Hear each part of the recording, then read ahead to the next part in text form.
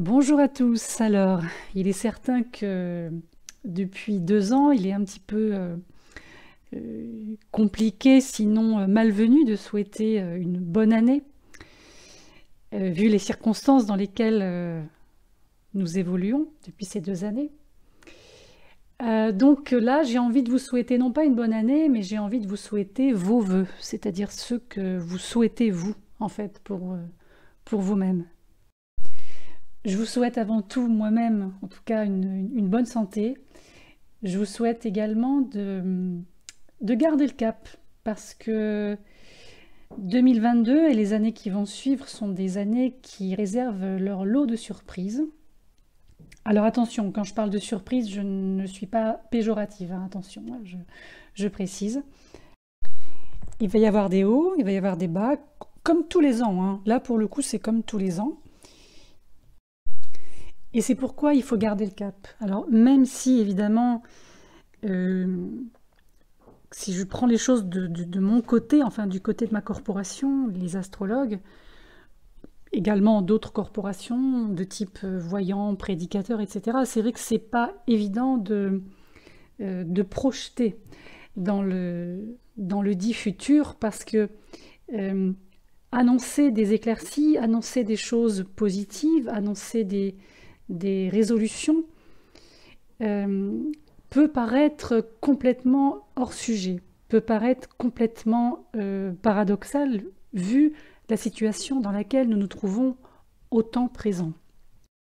Parce qu'il faut bien le dire, bon, au temps présent, on est, on va dire, plus dans un mélange de 1984 de George Orwell et de Métropolis de Fritz Lang, hein. Donc c'est sûr que en termes de mode de vie, en termes de conditions de vie, on a trouvé mieux quand même, hein.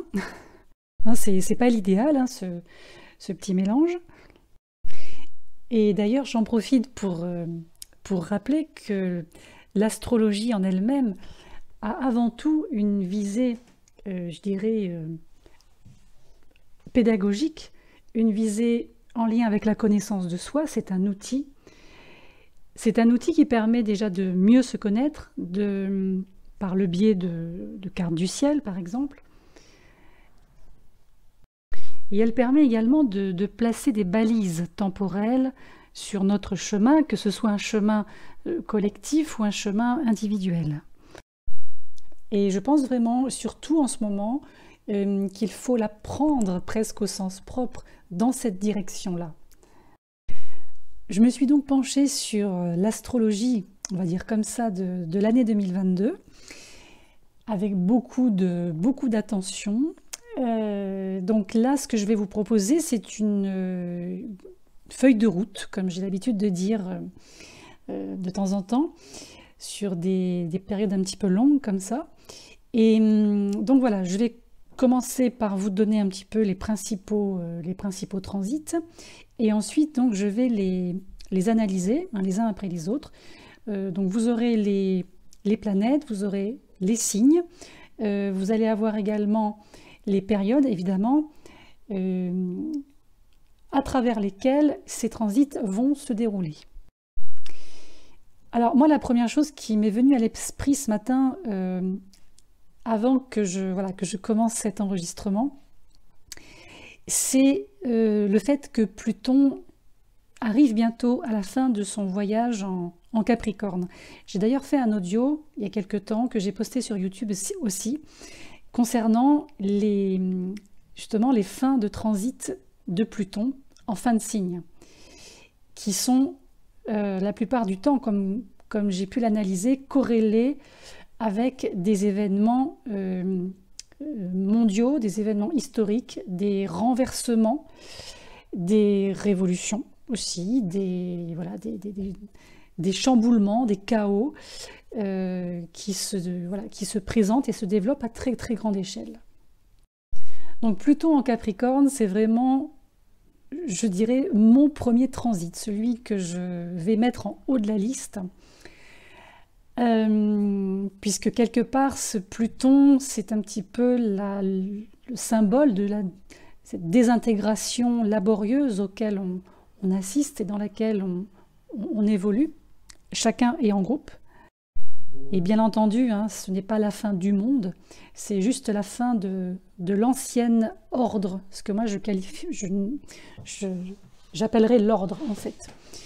Et pendant que cet effondrement a cours, en fait, il faut que nous fassions face aux conséquences de cet effondrement, tout en naviguant. Il y a aussi beaucoup d'eau cette année, vous verrez pourquoi.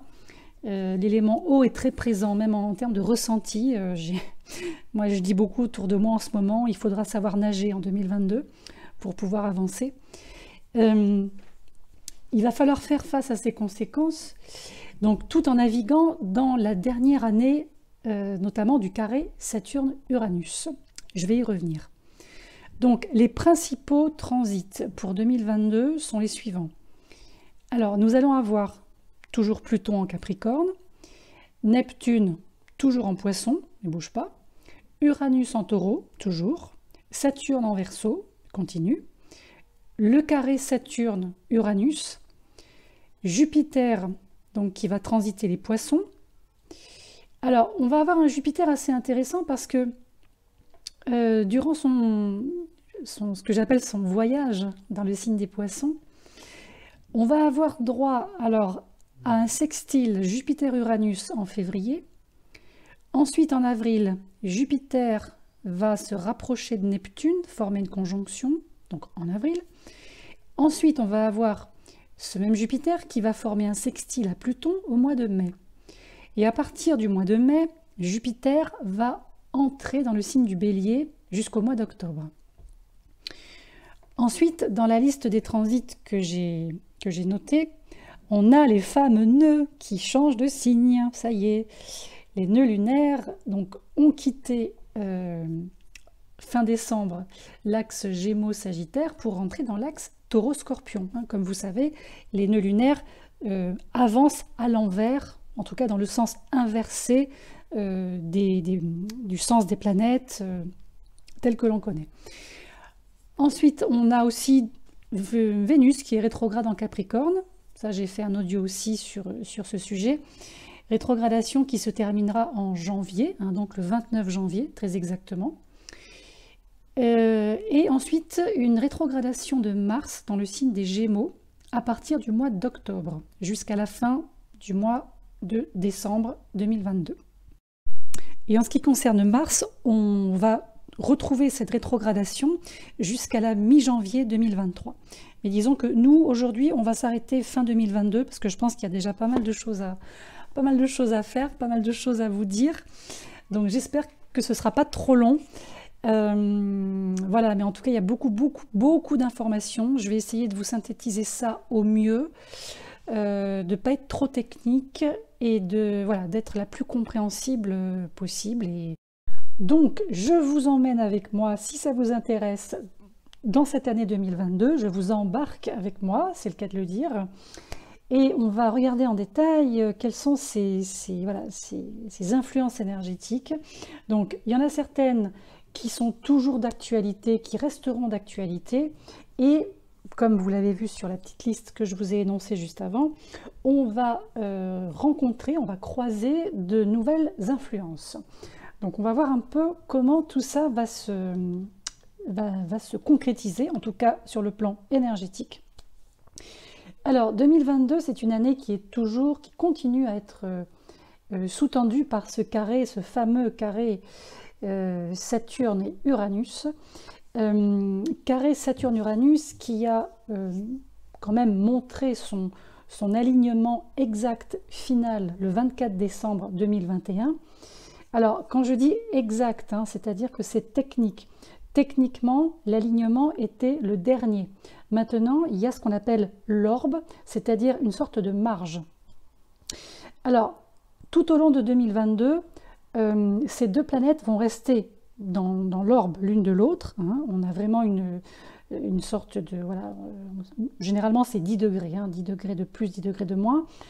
On va assister à un petit décrochage au printemps. Ça commence à se décrocher, là, les deux. Et ensuite, on va avoir un rapprochement de nouveau à l'automne, notamment lors de la première quinzaine du mois d'octobre. Alors Saturne, c'est vraiment l'énergie qui a le dessus sur un plan collectif depuis le début de l'année 2021. C'est une énergie qui nous garde enfermés, sans mauvais jeu de mots, pardon, dans un schéma de maintien et un schéma d'ordre. Mais ce qui va se passer, c'est que Uranus va être rejointe par le nœud nord qui désormais va transiter en Taureau, et là l'énergie va changer. Alors Uranus, vous connaissez maintenant, je pense, les paramètres de cette planète, de cette énergie. Là, il faut imaginer Uranus, c'est la cloche, le nœud nord en Taureau, c'est la cuillère. La cuillère va donner un coup sur la cloche, okay? Le nœud nord en Taureau va donner un coup sur Uranus. Donc l'énergie va effectivement être perturbatrice. C'est une énergie qui va être également imprévisible. Et c'est une énergie qui va être extrêmement tributaire au moment où le nœud nord en Taureau passera sur Uranus je dirais, des autres transits, de tout ce qu'il va y avoir autour, je dirais, tout ce qui va en fait accompagner cette énergie, je dirais, de base, là, cette conjonction Uranus-nœud nord.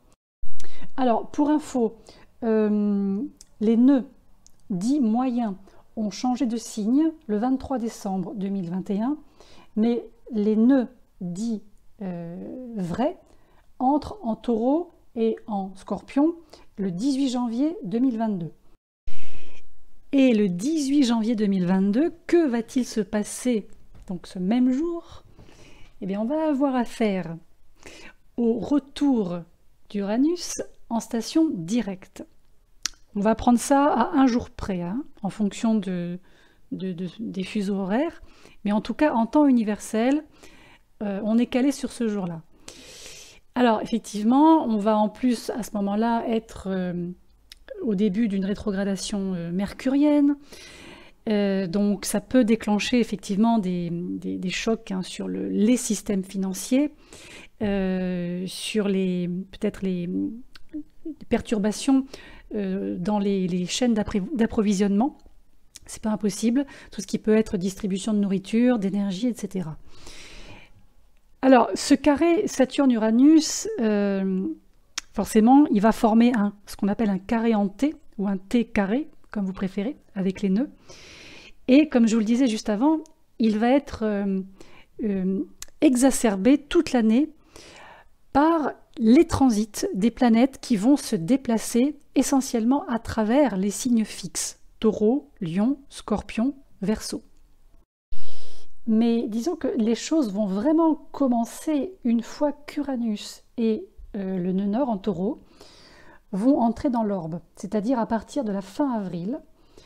La conjonction entre ces deux-là va se produire très exactement le 31 juillet et Mars va les rejoindre le lendemain. Donc là, on a vraiment je dirais un véritable tournant dans l'année.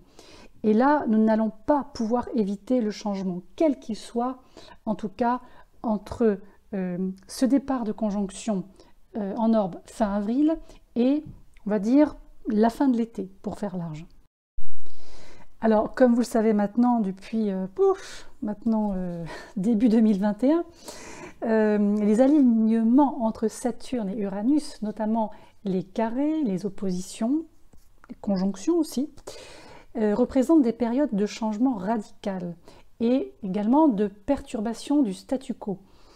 Alors, si on prend ces alignements sur on va dire une optique positive, on est sur des périodes qui sont extrêmement bénéfiques pour sortir de ce qu'on appelle nos vieilles habitudes. Des habitudes qui sont devenues trop restrictives. Et le but ici, c'est d'apporter des changements, comme on dit, créatifs aux structures de votre vie. Ce sont également des périodes qui coïncident souvent avec une crise de conscience. Une prise de conscience, mais surtout une crise de conscience, qui peut conduire à des éveils, des percées, entre guillemets, des révélations, ou bien, dans certains cas, à ce que j'appelle des pannes, des retards, des blocages. Sur un plan collectif, alors on a déjà vu beaucoup de perturbations, beaucoup de changements imprévisibles dans le monde entier. On ne va pas y revenir. Tout ça mettant l'accent sur une tension générée par d'un côté la sécurité et de l'autre la liberté. Alors ça va se poursuivre encore avec je dirais une montée des troubles civils, des soulèvements contre certaines réactions disproportionnées aux événements, en particulier contre les structures, donc Saturne, qui cherchent à avoir un peu trop de contrôle sur le collectif Uranus.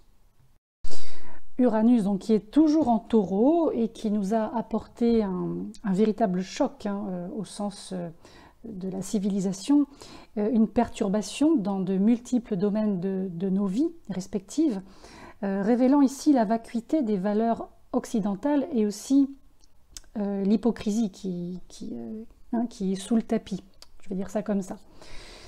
On voit que la notion de mondialisation va continuer de s'effriter, voire de s'effondrer, à la fois son idéologie et aussi sa logistique pratique. La bulle financière sur laquelle cette mondialisation s'appuie pourrait peut-être enfin être sur le point d'éclater. C'est pas impossible. Ce qui ressort également, c'est que l'épicentre de cette implosion pourrait être l'Union européenne. Pourquoi? Parce que sa carte natale, en fait, se retrouve, comment je pourrais dire ça, en pleine ligne de mire du nouveau cycle d'éclipse, en particulier la 4e maison de l'Union européenne, donc qui se trouve en Scorpion et qui est, je dirais, blindée de chez blindée. Pendant le même temps, du côté de Saturne en Verseau, alors Saturne est toujours en Verseau, il continue son transit et qu'est-ce qu'il nous a révélé, qu'est-ce qu'il cherche à nous montrer ce transit? Alors ce transit de Saturne en Verseau a mis le doigt et continue de mettre le doigt sur la manière dont la mondialisation a d'une certaine manière écrasé l'individu. Alors quand je parle d'individu, je parle ici d'individualité. C'est une mondialisation qui a peut-être engendré un peu trop d'homogénéisation. Même si au départ, c'est quelque chose qui était une idée favorable, une idée positive. C'était l'optique était saine, je pense, avec, au bout du compte, je pense, un souhait de stabilité et de paix dans le monde.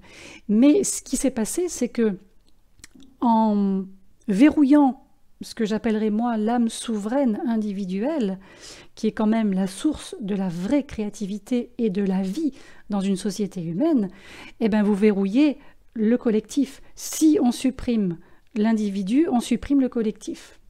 Voilà. Je pense que je vous apprends rien entre nous. Alors, maintenant, il se passe quoi? Ben, il se passe que l'humanité, dans sa totalité, va vouloir se défendre, ce qui est logique. C'est un petit peu liberté versus esclavage. Et cette année, en 2022, le vent va forcément tourner avec Uranus. Mais avec Uranus, ce qui se pose comme problématique, c'est que c'est une énergie, comme je disais, qui est très imprévisible, et avec Uranus, on n'a aucune garantie de forme. Donc, malheureusement, la garantie uranienne, moi, je ne peux pas vous la donner, clairement. Par contre, ce que je peux vous dire, c'est qu'il va être temps de choisir en 2022. Il y a une notion de choix qui est extrêmement puissante. Si on revient sur cette question saturnienne, il faut savoir que c'est la dernière année complète de ce transit en Verseau, qui va se terminer le 7 mars 2023, lorsque Saturne entrera dans le signe des Poissons. Tant qu'il était en Verseau, finalement, ce Saturne était en domicile, il était chez lui, puisque Saturne, c'est la 2e planète, après Uranus, qui dirige le signe du Verseau. Alors, en étant en domicile, il a quelque part imposé des règles sociales strictes, également des réformes, en utilisant la technologie dite de pointe, hein, donc très uranienne, qui a pu déclencher des troubles et on va appeler ça des grosses perturbations, pour ne pas employer le terme de révolution, dans le monde entier. Alors, ces réformes, ces évolutions se poursuivront, oui, mais risquent d'être un peu anarchiques du fait de l'intervention d'Uranus et de sa conjonction, sa proximité au nœud nord en Taureau, comme on l'a vu tout à l'heure. Au mieux, maintenant, c'est une période qui représente une opportunité réelle de changer radicalement les structures et les règles de la société. C'est ce fameux monde meilleur dont on entend beaucoup parler, que l'on espère beaucoup, un monde meilleur pour tous, et pas seulement pour les riches, pas seulement pour les élites.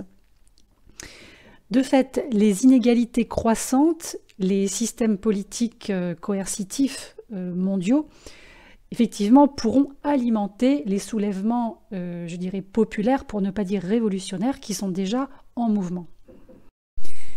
Ici, pour terminer avec Saturne en Verseau, après je vous laisse, promis, je passe à autre chose, on passera à Jupiter en Poisson. Pour finir avec Saturne en Verseau, c'est vraiment une énergie qui peut être extrêmement constructive, j'insiste vraiment là-dessus, parce que Saturne en Verseau, c'est une combinaison qui est capable de construire de nouvelles structures tout en rassemblant les gens pour ce qu'on appelle réseauter, échanger des idées visionnaires sur l'avenir, mais qui sont basées, fondées sur des valeurs communes, des valeurs humanitaires. J'ai aussi relevé des événements historiques en lien avec les précédents transits de Saturne en Verseau. Alors, qu'est-ce que j'ai trouvé? J'ai trouvé la dissolution de l'Union soviétique et la fin de la guerre froide. J'ai trouvé également ce que j'appelle des mouvements d'indépendance dans pas mal de pays du monde entier, et notamment l'éclatement de l'ex-Yougoslavie. J'ai relevé également la signature du traité de Maastricht, qui marque, comme vous le savez, le début de l'Union européenne. J'ai noté également une réforme politique qui a été votée en Afrique du Sud et qui a conduit à la fin de l'apartheid. Et concernant les femmes, alors j'ai relevé que pour la première fois, donc une femme a été élue présidente de la Chambre des communes au Royaume-Uni. Donc c'est quand même une première. Toujours en Angleterre, on a également assisté au vote qui a permis aux femmes de devenir prêtres. C'est également une première. Alors maintenant, je vais passer à Jupiter. On va regarder un petit peu ce qui nous attend en lien avec ces énergies. Alors, Jupiter est entré en Poisson le 29 décembre 2021. Il va y rester jusqu'au 10 mai 2022, date à laquelle il va entrer en Bélier. Il va ensuite retourner en Poisson une dernière fois entre le 28 octobre et le 20 décembre. Alors, tout comme tout à l'heure, je vous ai dit que Saturne était traditionnellement l'une des planètes qui régissait le Verseau, Jupiter est l'une des énergies, donc des planètes, qui régit le signe des Poissons avec Neptune. Donc, tout comme Saturne tout à l'heure en Verseau, Jupiter en Poisson est en domicile, il est donc chez lui. Donc, en tout état de cause, il est bien, il se sent bien dans son propre signe. Les tendances, c'est un élargissement de l'imagination et des sentiments de compassion, de foi, d'espérance, de joie. C'est un bon transit pour toute forme de guérison, que ce soit des guérisons psychiques, des guérisons organiques, physiques, physiologiques ou des guérisons spirituelles. C'est aussi une bonne période en lien avec justement toute forme de pratique spirituelle, toute forme de créativité, artistique également, cette fois-ci je précise, parce qu'ici on a vraiment une sensibilité et une intuition accrues. Alors évidemment, qui dit sensibilité et intuition accrue, dit aussi que si toutefois on a tendance à aller tirer un peu trop la corde neptunienne ici, donc du Poisson, Jupiter a une tendance ici à exacerber les choses. Donc il peut y avoir Par exemple, une tendance à être submergé par un trop-plein d'émotions, une tendance à être trompé par des illusions, des faux semblants, qu'il s'agisse d'illusions, de faux semblants qui sont en fait engendrés par l'environnement, ou alors c'est quasiment aussi de l'auto-tromperie, se tromper soi-même. Hein. Donc se mettre je ne vais pas encore employer le mot masque, mais mettre, disons, une sorte de rideau, voilà, rideau c'est mieux que masque, un rideau devant les yeux pour ne pas voir. Donc c'est attention à ça aussi. Attention également de ne pas utiliser cette énergie pour voilà, échapper un peu aux difficultés de vie en passant par des vecteurs de type alcool, drogue ou n'importe quelle autre forme d'évasion qui peut mettre, disons, votre santé en péril, en tout cas en danger. Même tout ce qui touche à la spiritualité peut être un petit peu biaisé en cette période, peut être également détourné, déformé, c'est pas impossible. Mais moi je trouve que comme les poissons sont vraiment le signe, je dirais, le foyer de Jupiter, je pense que Jupiter devrait quand même manifester davantage de qualités positives que de négatives, à moins qu'il ne transite, je dirais, sur un degré bien spécifique de votre carte du ciel en Poisson. Alors justement, quels sont les aspects que Jupiter va former lors de ces transits? On en a 3, comme je l'ai évoqué tout à l'heure en début de listing. Au départ, on a Jupiter sextile à Uranus. Alors, c'est en fait ce que nous allons rencontrer là, c'est le sextile final d'un cycle qui a démarré en 2010 et va se terminer avec la conjonction Jupiter-Uranus, conjonction Jupiter-Uranus, en 2024. Alors, ce sextile sera exact le 18 février 2022, je précise bien, mais on peut le prendre quand même entre, je dirais, tout le mois de février jusqu'au début du mois de mars. Alors, ici, en degrés, on est entre 17 et 21, donc effectivement, si vous avez une planète, notamment personnelle, Soleil, Lune, Vénus, Mars, qu'est-ce qui nous reste? Mercure, qui sont dans justement ce périmètre entre 17 et 21 degrés en Poisson, vous pouvez recevoir les influx de ce sextile beaucoup plus fortement que peut-être d'autres personnes. Si vous avez également on va dire une pointe de maison, notamment l'ascendant, le descendant, le fond du ciel ou le milieu du ciel, c'est valable aussi en général. Alors maintenant, on peut se poser la question concernant le but, disons l'optique de ce type d'aspect en transit. Alors ici, c'est un aspect qui représente des périodes de changement progressif et d'expansion de la conscience. C'est un sextile qui souvent permet un certain nombre de percées, de découvertes, notamment dans le domaine de la science, de la technologie, ainsi que des éveils, je dirais, créatifs, sociaux, mais aussi des rébellions politiques, des révolutions dans un but de nouveau départ, donc quand même positif. L'intérêt de ce sextile, c'est qu'il va en fait venir non pas contrebalancer l'influence, je dirais, terminale du carré Saturne-Uranus, mais disons qu'il va venir l'adoucir. Comment? Il va venir ici en encourageant les solutions innovantes, en encourageant un optimisme et un espoir pour l'avenir. Donc ça, c'est plutôt pas mal. C'est vraiment le bon moment pour faire confiance à votre instinct et encore une fois, apporter des changements créatifs aux structures de votre vie qui vont en fait vous permettre plus tard de vous mener vers une plus grande liberté, une plus grande autonomie ou re-autonomie et à des horizons totalement neufs. Donc surveillez bien ce qui se passe dans votre vie tout le mois de février jusque début mars. Ensuite va arriver la fameuse conjonction entre Jupiter et Neptune. dans le courant du mois d'avril, très exactement le 12. Ici, il faut savoir que c'est en fait une fin de cycle qui a commencé en 2009 entre Jupiter et Neptune et qui laisse place désormais au début d'un nouveau cycle en Poisson.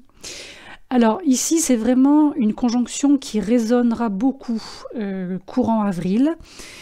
Maintenant, certaines personnes qui sont peut-être très impactées par le signe du Poisson ou qui sont très impactées par des signes d'eau au natal ont peut-être déjà commencé à ressentir ces influences depuis la fin du mois de décembre 21. Alors ici aussi, je dirais que les alignements entre Jupiter et Neptune représentent des périodes de grand idéalisme, de foi, de grands rêves, de visions, d'imagination très accrues, là aussi. Jupiter va venir ici stimuler tout ce qui est neptunien, ce qui peut être à la fois très agréable et en même temps incroyablement déroutant, ou l'un ou l'autre, ou les deux en même temps. Donc ça peut être un petit peu une période où il faudra s'adapter. Il peut y avoir aussi des problèmes liés à l'eau, aux inondations, des problématiques aussi peut-être en lien avec des dépendances de toutes sortes. Mais quoi qu'il en soit, si c'est je dirais un aspect qui est bien maîtrisé, bien vécu, bien transmuté, c'est un bon moment pour la méditation, la pratique spirituelle et tout ce que vous avez en fait dans votre esprit en termes de rêves, de projections, de souhaits pourrait complètement inspirer un travail créatif. De même que le désir peut-être d'aider les autres pour certains dans des actes qui requerraient de la compassion, de la générosité à grande échelle. Maintenant, faites quand même attention aux attentes qui seraient un peu irréalistes. Aussi à l'auto-tromperie que j'ai évoquée tout à l'heure, aux illusions, on est quand même en Poisson, il y a Neptune dans le jeu, donc surtout, j'ai envie de dire, ne jouez pas avec ce que vous ne pouvez pas vous permettre de perdre.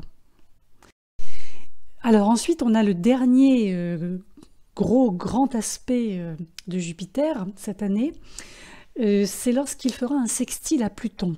Alors là, on arrive au mois de mai. Le sextile sera exact le 3 mai. C'est en fait le premier sextile du cycle qui a démarré en 2020 lors de la conjonction Jupiter-Pluton qui avait lieu, souvenez-vous, en Capricorne. Alors ici, ce sextile sera effectif, je dirais, entre, si on prend la marge, entre fin avril et mi-mai, disons.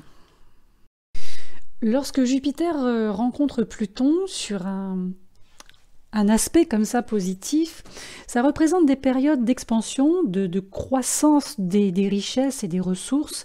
Ça stimule aussi les sentiments d'ambition, le désir d'aller de l'avant et de gagner du pouvoir.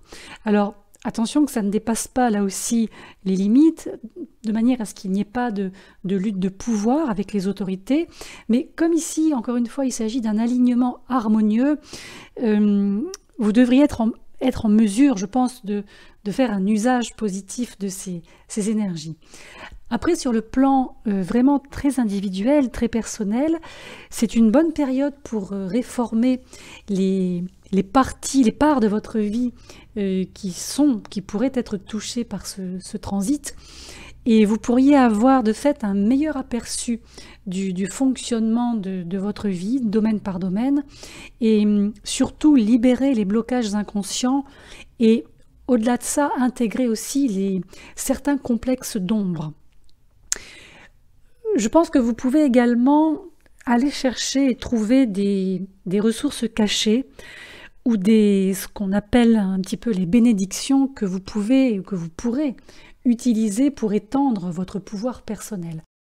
Quand je parle de pouvoir personnel, ici, puisque Jupiter est en Poisson et que Pluton est en Capricorne, à partir du moment où votre dit pouvoir personnel aura des intentions et une visée non égotique, ou en tout cas pas que égotique, ça devrait bien se passer.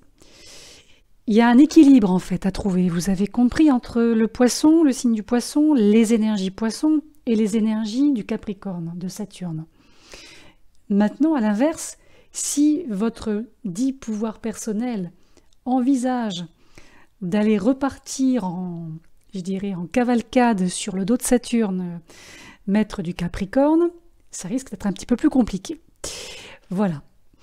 Alors, Jupiter ensuite va entrer en Bélier le 10 mai, il va y rester jusqu'au 28 octobre, date à laquelle il va rétrograder en Poisson, pour repartir en Bélier le 20 décembre jusqu'en mai 2023. Alors, ici, il est clair que l'énergie de ce transit va être très très différente de celle que l'on aura connue lors du transit en Poisson. Et on va, je pense, là aussi le ressentir un peu en avance, et peut-être faudra-t-il s'y préparer également. Ici, Jupiter en Bélier, c'est une énergie qui va élargir le besoin d'expression de soi, d'affirmation de soi, le besoin pour chacun d'être le premier. C'est pour ça que je vous parlais juste avant de le pouvoir personnel, ce que vous allez en faire. C'est une énergie qui va stimuler aussi la confiance en soi, le courage, qui va donner un fort désir d'agir vers un objectif, vers une quête. Donc ce sera le bon moment pour suivre aussi votre instinct, croire en vous et rechercher des opportunités positives, notamment en fonction de la maison que vous avez dans le signe du Bélier, sur votre carte du ciel natal.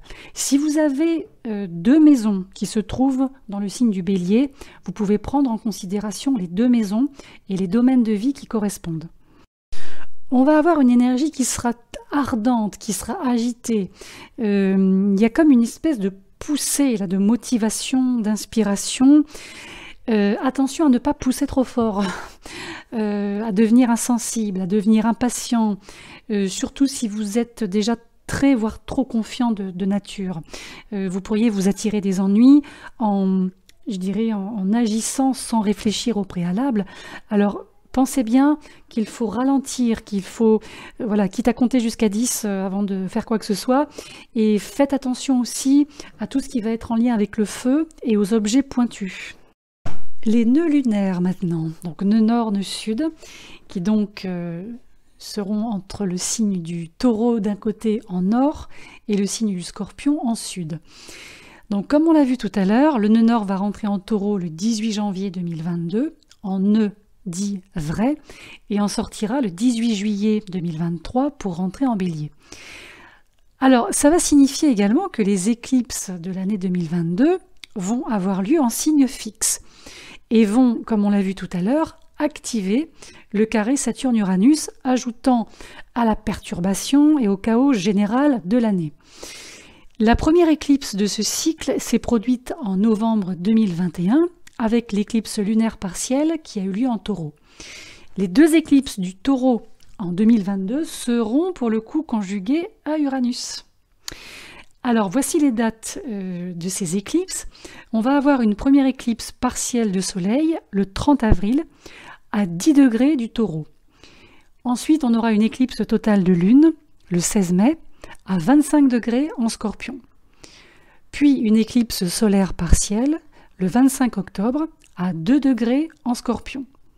Et pour finir, on aura une éclipse totale de lune le 8 novembre à 16 degrés en Taureau.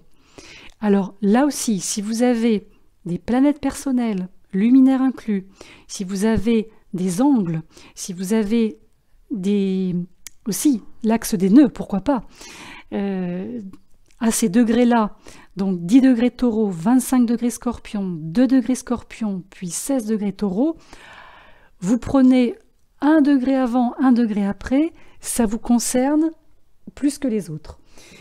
Ici, globalement, autrement dit sur un plan collectif, avec les nœuds positionnés dans l'axe Taureau-Scorpion, il pourrait y avoir en effet des chocs économiques, des retournements de situation très soudains, des perturbations en lien avec l'énergie, comme tout à l'heure je l'ai évoqué, avec les chaînes d'approvisionnement, le fait de s'accaparer la terre, de s'accaparer les richesses. Il y a une idée de cupidité. Le nœud nord en Taureau, lui, il augmente le désir de sécurité et de stabilité Tandis que de l'autre côté, le nœud sud en Scorpion, je dirais, révèle en fait les problèmes qui doivent être libérés, tels que l'abus de pouvoir, la corruption, le secret et tout ce qui est en lien avec la mort. Le Taureau et le Scorpion sont deux signes dans leur énergie qui sont protecteurs et aussi têtus.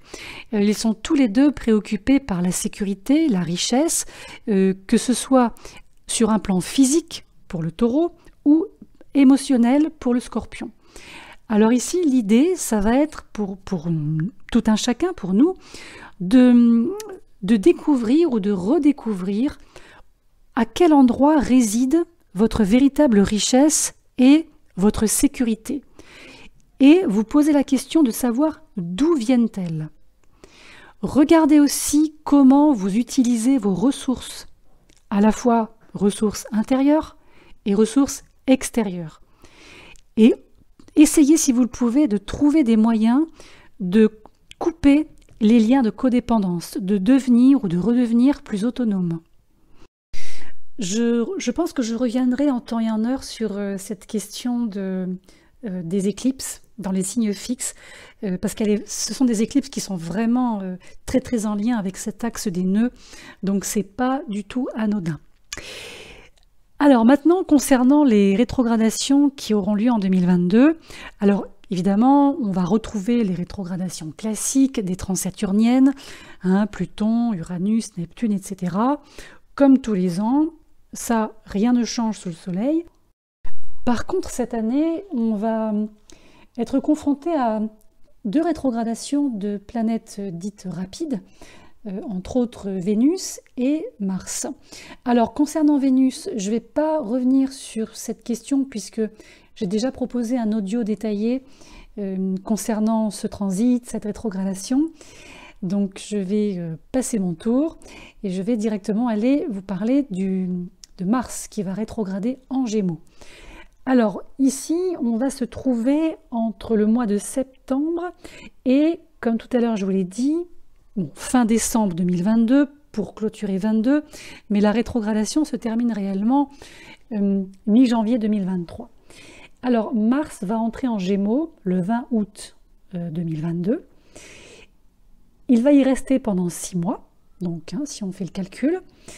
Il va former également un long carré à Neptune entre septembre et mi-décembre de cette année, 2022, avec 2 alignements exacts en octobre et en novembre.